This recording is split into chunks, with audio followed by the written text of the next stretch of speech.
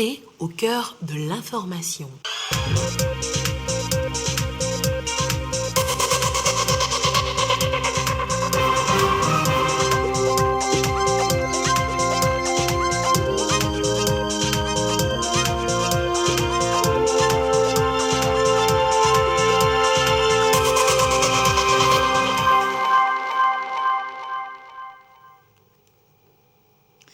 Heureuse de vous savoir au rendez-vous du journal sur la télévision togolaise. Madame, Monsieur, bonsoir et voici les titres de cette édition.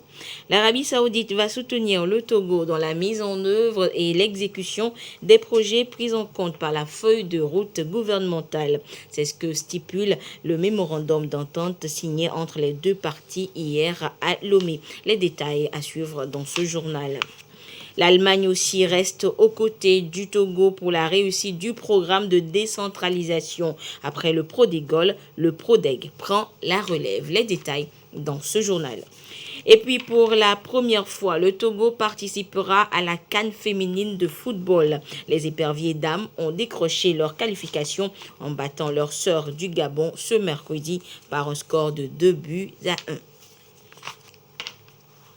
Voilà donc pour les titres. D'abord, sachez que le Conseil des ministres s'est réuni ce mercredi autour du chef de l'État Faure Essozimna Gnazingbe. L'examen de 3 projets de décret était alors 2 jours. Les détails dans le compte-rendu présenté par professeur Akoda Ayou Adam, ministre de la Communication, porte-parole du gouvernement. Communiqué du Conseil des ministres du 23 février 2022. Le Conseil des ministres s'est réuni ce mercredi 23 février 2022, sous la présidence de son Excellence M. Faure Essozimna Gnazingbe, président de la République. Le Conseil a examiné 3 projets de décret et écouté une communication. Au titre des projets de décret, le Conseil a examiné et adopté un projet de décret fixant les modalités de protection des personnes contre les effets des champs électriques, magnétiques et électromagnétiques provenant des rayonnements non ionisants. Ce projet de décret vise à protéger les populations contre les conséquences dommageables sur la santé des personnes du rayonnement non ionisant pouvant conduire au développement des cancers cutanés. Son adoption permettra à notre pays de disposer d'un instrument juridique de protection de sa population contre les impacts probables des rayonnements non ionisants conformes aux exigences et aux standards internationaux en la matière. Le Conseil a ensuite examiné et adopté un projet de décret portant attribution, organisation et fonctionnement du Conseil national du travail. Ce projet de décret définit les attributions, l'organisation et le fonctionnement du Conseil national du travail, en abrégé CNT, conformément au Code du travail. Le Conseil national du travail est un organe consultatif tripartite placé auprès du ministre chargé du Travail qui a pour attribution d'examiner et de formuler des propositions et avis sur toute question touchant le travail, la main-d'œuvre, l'emploi, la formation professionnelle, la sécurité sociale, la sécurité et la santé au travail, ainsi que l'amélioration des conditions de travail, de promouvoir et de favoriser le principe de coopération tripartite, de contribuer à la préservation de la paix sociale et de l'emploi. Le Conseil a ensuite examiné et adopté un projet de décret relatif à la représentativité des syndicats professionnels et à l'exercice du droit de grève en République togolaise. Ce projet de décret, pris en application du Code du travail, vise à actualiser, clarifier et consolider la réglementation en matière de représentativité des syndicats professionnels et de gestion des conflits collectifs de travail. Il définit les conditions de constitution et les critères de représentativité des syndicats professionnels ainsi que les conditions d'exercice du droit de grève, tout en réaffirmant le principe de la liberté d'exercice du droit de grève. Le projet de décret précise les modalités de préavis et de négociation préalable et organise les conditions d'un service minimum obligatoire. Le régime de la réquisition quant au secteur essentiel pour la nation est également défini. Ce texte s'inscrit dans la volonté du gouvernement de promouvoir le dialogue social et la recherche du compromis au sein des entreprises et des secteurs d'activité. Au titre de la communication, le Conseil a écouté une communication relative au projet d'investissement agréé au régime incitatif en cours de l'année 2021, présenté par le ministre de la Promotion des investissements. Du 1er janvier au 31 décembre 2021, la trajectoire en termes d'attraction d'investissements directs étrangers dans notre pays s'est améliorée dans le sillage de l'opérationnalisation progressive de la plateforme industrielle d'Adétikopé. Ainsi, 38 projets ont été approuvés pour un montant total d'investissement prévu de 277 milliards. La région maritime demeure la zone la plus attractive, avec un intérêt en progression pour les régions de l'intérieur du pays. Fait à Lomé le 23 février 2022, le Conseil des ministres. Et que disent les nombreux tests sur la représentativité des syndicats professionnels? Dans quelles conditions peut-on exercer des sanctions prévues par les tests? Eh bien, le ministre de la Communication a répondu aux questions des journalistes présents. Nous vous en proposons un extrait. Le projet de décret concernant la représentativité des syndicats et les conditions d'exercice du droit de grève vient proposer un certain nombre de clarifications et également une consolidation de l'existant.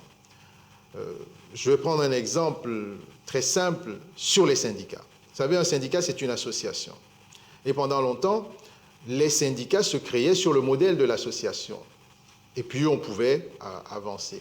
Mais aujourd'hui, on le sait, un syndicat, c'est une association, mais une association particulière. Et à partir de là, il faut apporter des conditions propres à ce type d'association. Dans la réalité, on a déjà connu des syndicats qui n'avaient même pas de siège.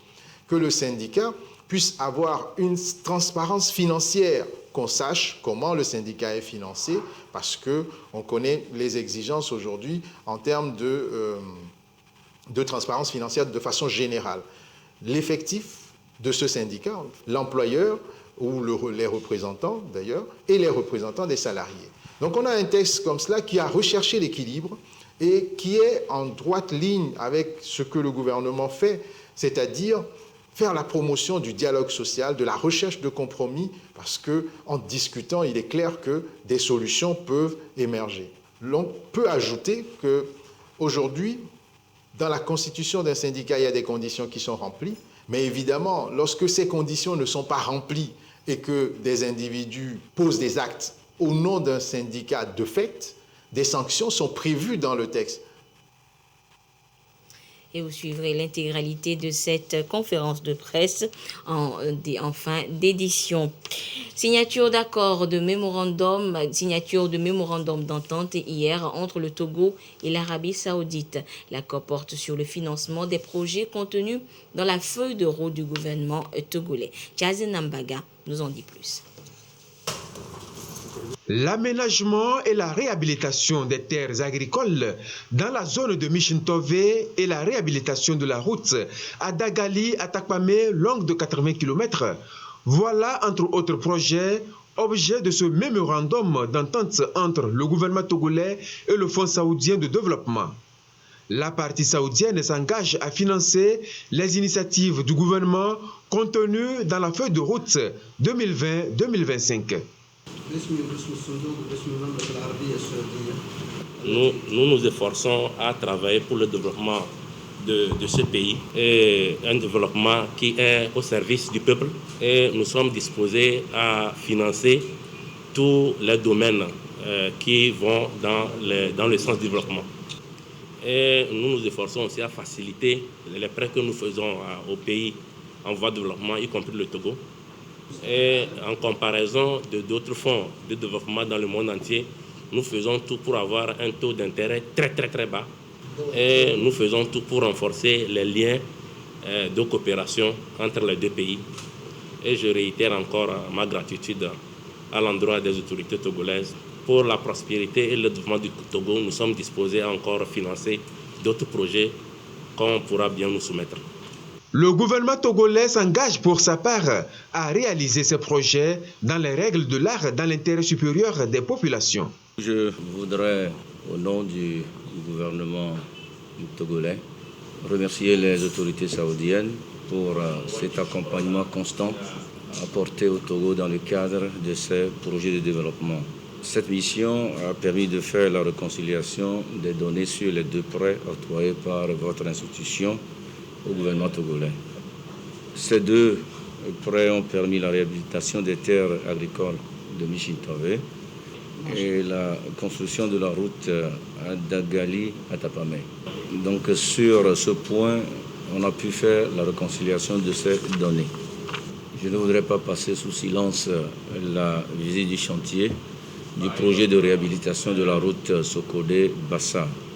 Nous tenons donc à réitérer nos mots de remerciement à l'endroit de votre institution et nous pensons que le gouvernement togolais s'acquittera de ses obligations vis-à-vis de votre institution.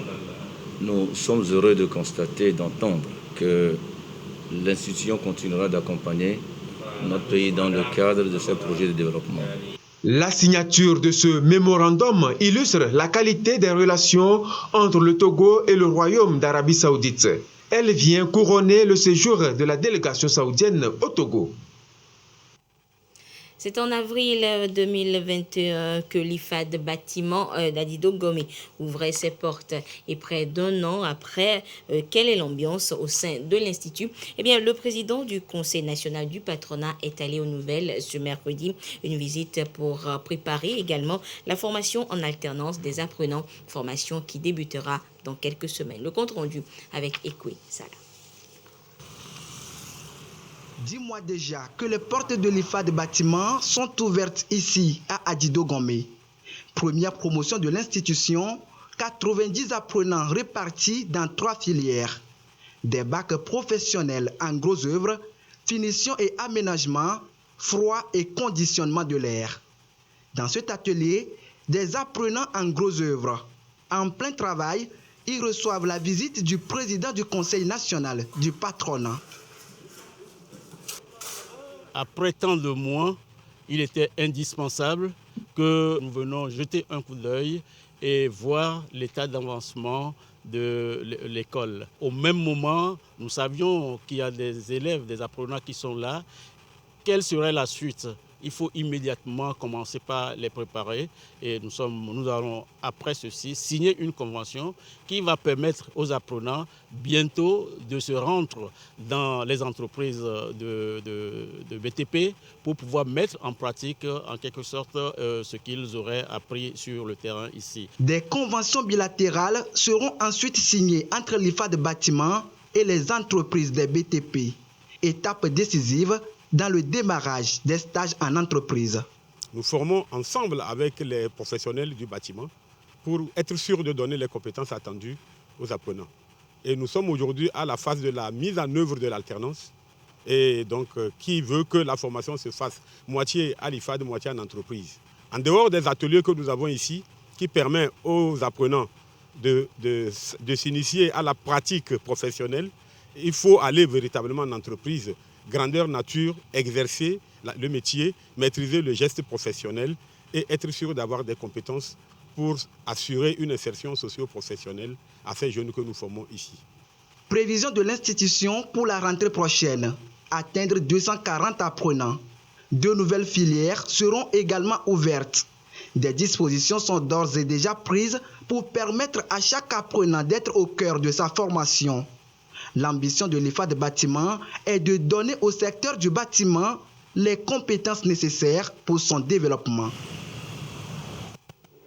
Également dans l'actualité, ce matériel informatique et de bureau ainsi qu'un lot d'équipements roulants remis au ministère de l'administration territoriale, de la décentralisation et du développement du territoire. Une démarche du programme décentralisation et gouvernance locale de Prodégol qui est à sa fin après près de 5 ans de mise en œuvre au Togo. Les précisions avec Ulrich Amega. Des ordinateurs, équipements audiovisuels, du matériel de bureau. À ce lot s'ajoutent des instincteurs ainsi que 6 voitures 4x4. Tout un paquet de matériel et d'équipements à l'actif du Prodégol sur financement de l'Allemagne et de l'Union européenne cédé au gouvernement togolais. Ceci 4 ans après avoir servi au projet de décentralisation. Je reste convaincu que l'amélioration des conditions de travail et des capacités d'intervention des agents du ministère et des communes reste un gage d'amélioration de la qualité des services apportés au bénéfice des populations. Tout ce matériel aujourd'hui cédé au gouvernement togolais au bout de 52 mois de projet. Un bonus, un accompagnement de plus que salue le ministre d'État, ministre de l'administration territoriale, de la décentralisation et du développement des territoires. Ce matériel est bienvenu parce que la décentralisation ne peut pas réussir sans déconcentration efficace. Décentralisation et déconcentration vont de pair. La déconcentration des structures habitatives et une série d'actions se font à travers les différents appuis que l'administration centrale peut donner aux différentes communes. La particularité, c'est la mise en place d'une tutelle plus efficace. Les lois sont là, il y a des circuits administratifs qu'on ne peut pas changer. Et ça, il faut que l'administration centrale soit efficace et rapide pour pouvoir donner suite dans le cadre de son rôle de tutelle aux différentes communes, ce qui va leur permettre également d'être efficace. 4 années au service de la bonne gouvernance, au service de 13 communes pilotes au Togo. La voie désormais ouverte à de nouveaux projets dans la poursuite du processus de décentralisation. Le programme décentralisation et gouvernance locale Prodégol est donc arrivé à son terme. D'énormes investissements ont été faits en faveur de la décentralisation et plus d'une dizaine de communes ont été touchées. Mais sachez que le chantier se poursuit avec un tout nouveau projet. Il s'agit du PRODEG, Programme décentralisation et gouvernance, toujours conduit par l'Allemagne et l'Union européenne. Du Prodégol au PRODEG, c'est un dossier de Ulrich Amega.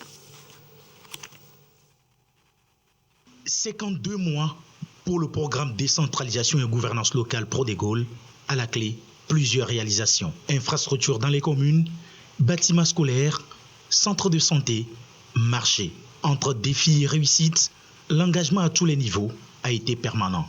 Les actions, elles sont palpables, elles sont remarquables à travers la construction, la réhabilitation des infrastructures, des équipements et le renforcement des capacités des acteurs sur le terrain dans le cadre de la décentralisation. Néanmoins, tout n'est pas encore accompli. Le Prodégol finit, mais cède sa place au PRODEG, projet décentralisation-gouvernance. Objectif, intensifier l'appui technique allemand dans le processus de décentralisation pour les 3 années à venir. Un appui au niveau communal sur 3 domaines particuliers, la planification, du développement local, la gestion des finances locales et enfin le développement des territoires. C'est de vraiment veiller à la capacité d'absorption des communes, du rythme auquel les capacités peuvent être renforcées et de répondre au plus près des besoins. Il y a une volonté très très forte de l'Allemagne, de la France et de l'Union européenne d'approfondir, de continuer le processus de décentralisation au Togo, avec des défis en termes de formation des élus locaux, du personnel administratif dans les 117 communes, aussi des défis en termes de prévisibilité de la budgétisation pour les communes. Le projet décentralisation et gouvernance, c'est pour l'heure un financement de 13,5 millions d'euros. Les populations n'en demandent pas mieux. Leur aspiration, rien que le meilleur. Et l'autre bonne nouvelle, c'est le Togo qui est classé 3e en matière de transfert de propriété foncière en Afrique de l'Ouest. Cette performance est soutenue par les réformes opérées ces dernières années pour faciliter l'enregistrement foncier et l'inscription d'hypothèques. En 2021, par exemple, plus de 1000 dossiers de transfert de propriété ont été enregistrés, soit plus de 300 qu'en 2018. On en parle dans ce sujet de Ekwe Salah. À la direction du cadastre, pas un seul jour sans du monde. Le service enregistre environ 1000 demandes d'immatriculation par semaine, des centaines de demandes de mutation totale chaque mois. Depuis 4 ans, le traitement des dossiers se fait plus rapidement, conséquence de la numérisation de tout le système. À partir de 2020, il y a eu institution des demandes en ligne. Les notaires, à partir de leur bureau, peuvent nous introduire des demandes à partir de la plateforme e-foncier. Nous l'étudions, nous validons et ils procèdent au paiement à travers les mobile money, notamment T-Money et Move. Ça a permis aujourd'hui de réduire les délais de délivrance, non seulement des mutations totales, qui sont passées il y a 5-6 ans, de 30 jours à 6 heures, avec une moyenne de 3 heures. Au-delà de ça, il y a aussi les états descriptifs qu'il fallait faire peut-être 3 jours dans le temps. Aujourd'hui, en moins de 2 heures, 3 heures, si vous introduisez votre demande en ligne, vous avez le résultat. Dans les années 2018, nous comptions les demandes de mutation totale autour de 200-250 par an. Nous sommes parvenus à près de 1200 demandes en 2021, demandes de mutation totale. Donc ça veut dire que les réformes que l'OTR, sous l'impulsion du gouvernement, a entrepris, ont donné un engouement au niveau du public. Des résultats également encourageants en matière d'inscription d'hypothèques. Le délai moyen de traitement des dossiers est réduit à 4 jours contre des mois il y a quelques années. Autant de mesures pour permettre aux opérateurs économiques d'avoir facilement accès aux prêts bancaires. Dans les 2 dernières années, l'OTR a fait fort en renforçant le bureau chargé de l'inscription et de radiation des hypothèques, en renforçant les effectifs et en modernisant les équipements avec l'augmentation du débit d'Internet, etc., qui permettent aux agents d'aller vite dans le traitement des dossiers. Aujourd'hui, si vous déposez votre demande de radiation ou d'inscription à la conservation foncière, en moins de 2 ou 3 jours, vous avez le résultat.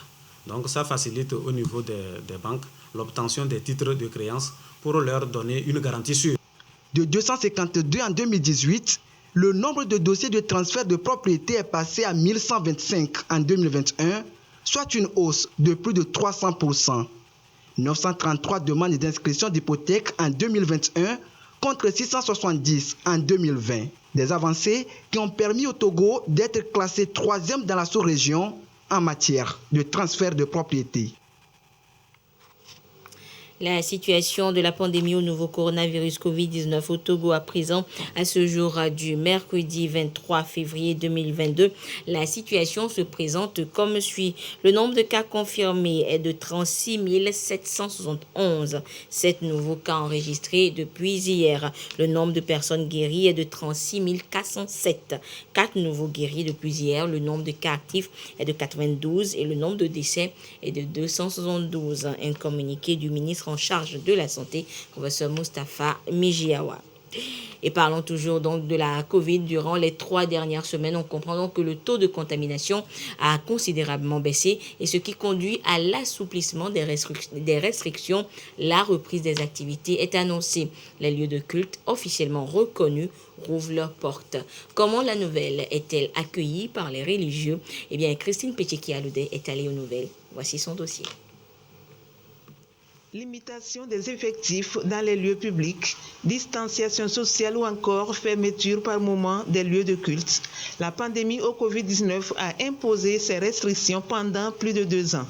Les lieux de culte vont enfin retrouver l'ambiance d'antan, un soulagement au sein de l'Église. On était tous déboussolés, tourmentés. C'est une très bonne nouvelle dans le sens que si le gouvernement s'est rendu compte que le niveau de contamination a baissé et que nous pouvons retrouver les activités comme cela se doit pour le développement de notre pays, c'est une très bonne chose. Ça nous permet d'avancer en tout. J'ai fait des analyses personnelles et je me suis dit que définitivement, le gouvernement n'a rien contre les églises, mais plutôt le gouvernement a quelque chose contre le Covid-19. Et je tiens à les remercier. C'était très compliqué, mais aujourd'hui, nous nous sentons très soulagés. Chez les fidèles musulmans, c'est également un sentiment de joie. l'information qui était tombée hier ont été bien reçues ici. Quand tu pries seul, donc tu es récompensé aussi seul. Mais quand tu pries collectivement, dans une communauté, c'est le nombre de tous les fidèles qui sont présents dans la mosquée. Donc, faut toi-même, quoi. Donc, quand tu es seul, tu as un ça. Donc, tout le monde qui prie, donc, faut toi-même d'aller. C'est vraiment un avantage. La baisse du taux de positivité, un résultat de la synergie d'action et du sens de responsabilité de la population dans la lutte. Le gouvernement invite à rester vigilant. Les mesures barrières sont toujours en vigueur. Après 3 ans, l'ambassadeur des États-Unis d'Amérique au Togo, Eric William Strohmeyer, est en fin de mission. Pour marquer l'événement, le ministère des Affaires étrangères a organisé un dîner en son honneur. Une occasion pour le ministère de témoigner toute la reconnaissance du peuple togolais à l'ambassadeur pour ses actions en faveur des relations d'amitié, de fraternité et de coopération entre les États-Unis d'Amérique et le Togo. Le compte rendu avec Aboza Dadja et Clarisse Atiklé. Une reconnaissance de l'engagement diplomatique de l'officiel américain au Togo. Eric William Strohmeyer a su incarner la vision des États-Unis d'Amérique et intensifier les relations d'amitié et de coopération de l'axe Lomé-Washington. 3 ans de mission, l'heure est maintenant au bilan. Je prends cette opportunité de remercier Son Excellence le Président pour son soutien à le partenariat de longue durée togolais-américain. Je suis fier des efforts de cohésion sociale que l'ambassade a réalisés en partenariat avec le gouvernement et les acteurs locaux et les partenaires internationaux pour prévenir l'extrémisme violent au Togo et renforcer les CIPLEV à travers le pays. Ces efforts associés à notre coopération militaire en faisant la formation des forces déployées avec les Nations Unies et en soutenant les efforts de sécurité maritime renforce notre engagement en faveur de la sécurité régionale. Devant le corps diplomatique, le ministre des Affaires étrangères rassure son hôte sur la poursuite en bonne entente des relations entre le Togo et les États-Unis. Et je voudrais, au nom du président de la République, le président Faure Issozina Gnassingbé et de son gouvernement, vous féliciter pour le travail que nous dirons excellent que vous aviez fait sur la terre togolaise. Nous voulons ici vous prier de continuer à être ambassadeur du Togo, partout où vous serez, et que pour nous, parce que nous vous avions connu, nous serons toujours témoins de votre fraternité dans le corps diplomatique. L'appui inconditionnel des États-Unis dans la lutte anti-Covid-19 au Togo, les échanges commerciaux, bourses d'études, des actions qui illustrent parfaitement bien la solidité des relations entre les deux pays. Eric William Strohmeyer a su être l'incarnation durant son séjour au Togo. Et puis un mot de sport, le Togo sera présent au Maroc en juillet prochain pour la Coupe d'Afrique des Nations, la CAN féminine. Les éperviers dames ont confirmé leur domination cet après-midi sur les Panthères du Gabon par un score de 2-1. Et c'est sur ce même score justement que la sélection féminine togolaise avait remporté la manche aller à Lomé. Suivi donc là la célébration des Togolais vivant au Gabon après la victoire donc des éperviers dames à Libreville cet après-midi.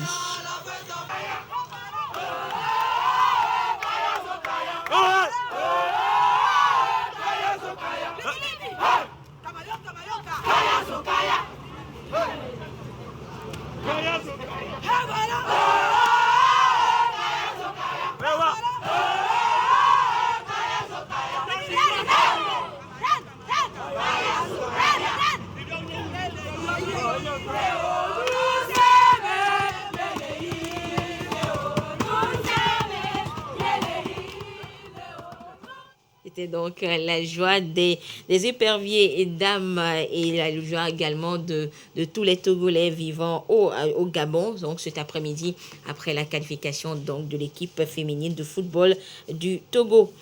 Et je vous propose à présent de suivre l'intégralité de la conférence de presse qui a suivi le compte-rendu du Conseil des ministres de ce mercredi.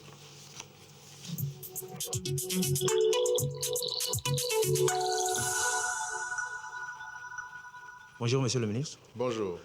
Je suis Moudjib Falana du journal L'Éveil de la Nation. Le Conseil a examiné ce matin un projet de décret relatif à la représentativité des syndicats et droits de grève. Alors, lorsqu'on se réfère au texte, la question est de savoir qui sort gagnant, gouvernement ou syndicat. Alors, le Conseil national du travail est un organe consultatif. Le projet de décret met en place un organe consultatif, tripartite, il faut le préciser.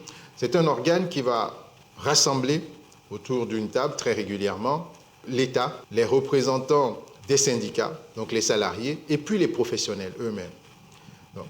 Cette composition tripartite permet à ce Conseil national consultatif de pouvoir travailler au quotidien sur l'amélioration, notamment des conditions de travail, les questions touchant à la main-d'œuvre, à l'emploi de façon générale. Et ce Conseil national du travail, ce qu'il faut dire, c'est qu'il n'y a pas de gagnant, il n'y a pas de perdant. En réalité, c'est l'État, les salariés et les entrepreneurs qui gagnent, puisque l'idée ici, c'est de faire en sorte que soient pérennisées des conditions de travail les plus favorables possibles pour faciliter l'investissement, faciliter l'accès à l'emploi et booster l'économie nationale. Bonjour Monsieur le Ministre. Bonjour. Je suis Firmin Teko Agbo, Citoyen Info. Alors, toujours dans le cadre de ce Conseil national du travail, Monsieur le Ministre, on sait qu'au Togo aujourd'hui, il y a ce qu'on appelle le Conseil national du dialogue social. Mais quelle est la différence entre ce Conseil national du dialogue social et le Conseil national du travail? Alors, on a ici deux institutions qui sont créées dans le Code du travail. Et comme je le disais tout à l'heure, avec le Conseil national du travail, nous avons un organe consultatif. Et le Conseil national du dialogue social, quant à lui, est un cadre national permanent de dialogue social qui va avoir pour objet de travailler à la prévention des conflits sociaux, donc édicter des guides notamment, informer les entreprises sur, et former d'ailleurs, sur comment prévenir les conflits sociaux. Et en cas de survenance de ces conflits-là, ce cadre national d'animation du dialogue social peut intervenir aussi pour faciliter la résolution de ces conflits sociaux. Le CNDS peut aussi participer, dans une certaine mesure, à l'élaboration des textes, toujours dans cette optique de favoriser le dialogue social. Donc on a ici deux entités qui sont différentes. Un Conseil national qui est consultatif et qui œuvre spécifiquement, ou en tout cas dans la majeure partie de son action, qui œuvre dans le domaine de l'emploi, le travail, la santé au travail, et le Conseil national du dialogue social qui va plutôt être sur la perfection du dialogue social, tant dans la prévention que dans le curatif. Alors, bonjour Monsieur le Ministre. Bonjour. Je suis Dieudonné Sionou, de Elios Info, aussi correspondant de la chaîne africaine basée à Ouagadougou. Le Conseil a examiné ce jour le projet de décret fixant les modalités de protection des personnes contre les effets des champs électriques, magnétiques et électromagnétiques provenant donc des rayonnements non ionisants. Ma question a plusieurs volets. D'abord est de savoir jusqu'à quel degré d'estimation ces effets ont de répercussions sur des personnes à protéger. Comment identifier ces personnes exposées? Vous permettez, je continue en demandant quelle sera donc la procédure exacte de fixation des modalités de protection. Qui seront les réels acteurs de ce phénomène? Très bien, merci beaucoup. Ce projet de décret vient ensuite d'un texte de loi qui a été voté le 10 juin 2020 et qui concerne les rayonnements ionisants. Peut-être qu'il faut revenir sur la distinction entre les deux.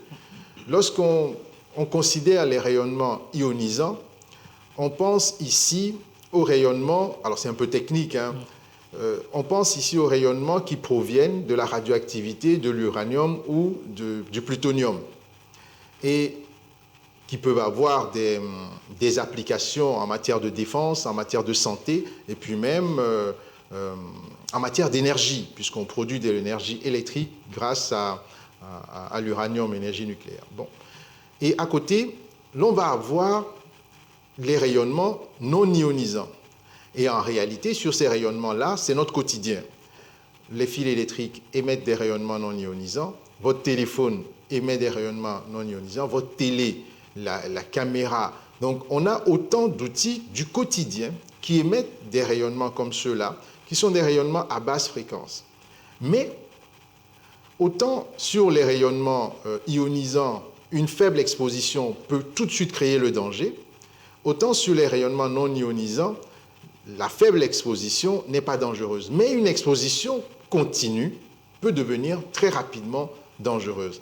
Et le texte qui est pris vise à encadrer l'utilisation du matériel qui émet ce rayonnement ionisant. On a des travailleurs qui sont exposés de façon importante à ces rayonnements-là. Et il nous faut identifier, par exemple, lorsque vous achetez un appareil électroménager, il faut que vous puissiez savoir la quantité de rayonnement qui est émise. Si on a des salariés justement qui travaillent dans ces secteurs-là, il faut que ceux-ci puissent bénéficier d'une protection adéquate pour qu'une exposition continue ne puisse pas leur causer de préjudice. Alors, pour ce qui est de la quantité, je ne peux pas vous la donner immédiatement, puisque en fonction des appareils ou du matériel utilisé, le rayonnement est différent. Ce que l'on sait, c'est que l'exposition durable est préjudiciable. Mais aujourd'hui, le projet de décret pose un cadre général. Donc, ce qui veut dire que désormais, nous avons une base légale sur laquelle travailler. Donc, les différents ministères concernés par l'utilisation de ces rayonnements non ionisants doivent maintenant prendre des arrêtés sectoriels précisant les conditions d'utilisation de ce matériel. Par exemple, lorsque vous subissez une radiothérapie, la radiothérapie est faite à base de ces rayonnements-là. Même en matière d'alimentation, pour pasteuriser, l'on utilise des rayonnements non ionisants. Donc, autant le ministère de la Santé, par exemple, et d'autres ministères sectoriels seront concernés par ce texte-là pour prendre des règlements d'application. Et ça dit, Monsieur le ministre, permettez que des personnes déjà victimes de ces rayonnements seront traitées d'une manière relative à ce test. Alors, le texte vient d'être pris. Après, vous savez, on est en matière scientifique et ce qui gouverne la prise de ce texte, c'est le principe de précaution. C'est véritablement le principe de précaution puisque les connaissances scientifiques là-dessus, on a une base qui continue à être améliorée. Ceux qui sont exposés, il faut qu'ils en apportent la preuve et d'autres mécanismes vont prendre le relais là-dessus. Oui, est-ce que les Togolais ont une idée claire aujourd'hui des rayonnements non ionisants? Alors, une idée claire, moi je vais dire cela très simplement parce que je le dis encore, je ne suis pas spécialiste et la matière est technique. Ce qu'il faut savoir, c'est que les appareils que nous utilisons et qui émettent des ondes électriques, magnétiques, électromagnétiques, provoquent des rayonnements non ionisants. À faible exposition, les risques sont minimes. Mais à exposition continue, les risques sont réels. Monsieur le ministre, sur le projet de décret relatif à la présentation des syndicats et droits de grève, c'est quoi la nouveauté dans le nouveau test? Le projet de décret concernant la représentativité des syndicats et les conditions d'exercice du droit de grève vient proposer un certain nombre de clarifications et également une consolidation de l'existant. Je vais prendre un exemple très simple sur les syndicats. Vous savez, un syndicat, c'est une association. Et pendant longtemps, les syndicats se créaient sur le modèle de l'association. Et puis, on pouvait avancer. Mais aujourd'hui, on le sait, un syndicat, c'est une association, mais une association particulière. Et à partir de là, il faut apporter des conditions propres à ce type d'association. Donc, le texte vise à proposer, par exemple, aujourd'hui, que pour qu'un syndicat puisse être reconnu comme tel et puisse exercer, que ce syndicat-là ait un siège. Cela semble être un minimum, mais dans la réalité, on a déjà connu des syndicats qui n'avaient même pas de siège. Que le syndicat puisse avoir une transparence financière, qu'on sache comment le syndicat est financé, parce qu'on connaît les exigences aujourd'hui en termes de transparence financière de façon générale. L'effectif de ce syndicat, il faut qu'on connaisse la force du syndicat en termes de représentativité. Donc, un certain nombre de conditions particulières sur les dirigeants de syndicats. Une personne qui est à la retraite, par exemple, ne peut pas diriger un syndicat. Cela semble tomber sous le sens, mais dans la réalité, on a déjà connu des cas comme ça. Donc le texte vient préciser ces conditions-là pour faire en sorte que l'exercice du droit syndical, notamment, puisse se faire dans un cadre plutôt actuel, qui correspond à nos réalités et qui permettent aux uns aux autres d'exercer leurs droits syndicaux. Maintenant, pour ce qui est du droit de grève, de façon spécifique, le texte l'a réaffirmé. La liberté de grève, c'est une liberté fondamentale désormais, elle est inscrite, le texte le rappelle. Mais vous savez, dans notre pays ou même dans nos cultures, les conflits peuvent être réglés sur la base de la discussion. Beaucoup de conflits peuvent être réglés sur la base de la discussion. Je pourrais même dire que c'est dans notre ADN. Donc dans le texte aujourd'hui, avant d'aller en grève, une négociation préalable obligatoire est inscrite. Il faut d'abord aller discuter. Il me semble même que c'est le modèle autour de nous.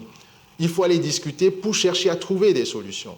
Mais bon, à l'impossible, nul n'est tenu. Si aucune solution n'est trouvée, l'on va maintenant aller vers le préavis pendant une dizaine de jours pour ensuite rentrer en grève. Et même en rentrant en grève, le texte propose que la discussion persiste pour que les modalités de la grève puissent être discutées par l'employeur ou les représentants d'ailleurs, et les représentants des salariés. Donc on a un texte comme cela qui a recherché l'équilibre et qui est en droite ligne avec ce que le gouvernement fait, c'est-à-dire faire la promotion du dialogue social, de la recherche de compromis, parce qu'en discutant, il est clair que des solutions peuvent émerger. L'on peut ajouter qu'aujourd'hui, dans la constitution d'un syndicat, il y a des conditions qui sont remplies, mais évidemment, lorsque ces conditions ne sont pas remplies et que des individus posent des actes au nom d'un syndicat de fait, des sanctions sont prévues dans le texte. Et ces sanctions-là vont de l'avertissement jusqu'au licenciement. Vous voyez ?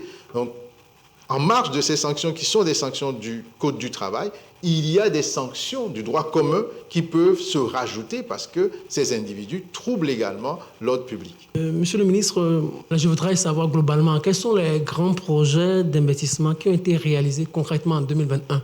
La communication qui a été proposée aujourd'hui nous permet d'avoir une image, des projections d'investissement. Parce que vous savez, les projets d'investissement arrivent. Nous avons deux régimes incitatifs dans notre pays. On a le régime du Code des investissements et on a le régime de la zone franche. Et les investisseurs qui souhaitent être éligibles à l'un ou l'autre des deux régimes proposent un dossier. Et ce dossier est analysé par une commission. Et c'est cette commission qui valide les différents dossiers aux différents régimes incitatifs. Donc, au cours de l'année 2021, 45 dossiers ont été soumis, 38 ont été retenus dans notre pays. Alors, les domaines qui ont été concernés, notamment, il s'agit du textile, de l'habillement, il s'agit du bois aussi, notamment, et puis de l'élevage à l'intérieur du pays. Les profils sont très diversifiés. On a de l'investissement direct étranger, mais on a également de l'investissement national, avec une proportion à 60-40%. On a au total, on va dire, 21 projets en investissement direct étranger et puis 17 projets en investissement direct national. Alors, de façon concrète, quel est l'impact aujourd'hui sur le plan social ? L'impact est très important. Il est notable d'ailleurs, parce que lorsqu'on regarde les montants, en investissement direct étranger, on est dans l'ordre de 163 milliards et en investissement direct nationaux, on est autour de 116 milliards. Et la projection en termes d'emploi, c'est près de 7200 emplois qui sont projetés. Et ce qui est notable aussi, c'est qu'aujourd'hui, l'on arrive à identifier les éléments qui font la force de notre force d'attraction. On arrive à l'identifier. Il est clair, le climat de stabilité de notre pays aide beaucoup. Notre pays est plutôt pacifique. Le travail qui est fait au sein de l'État en termes d'amélioration des infrastructures et aussi la plateforme industrielle d'Aïdéticopé qui a attiré un maximum d'investissements, qui pose d'ailleurs la question de la phase 2 de cette plateforme industrielle. Donc l'impact est réel en termes d'emplois projetés et en termes d'investissement dans notre pays.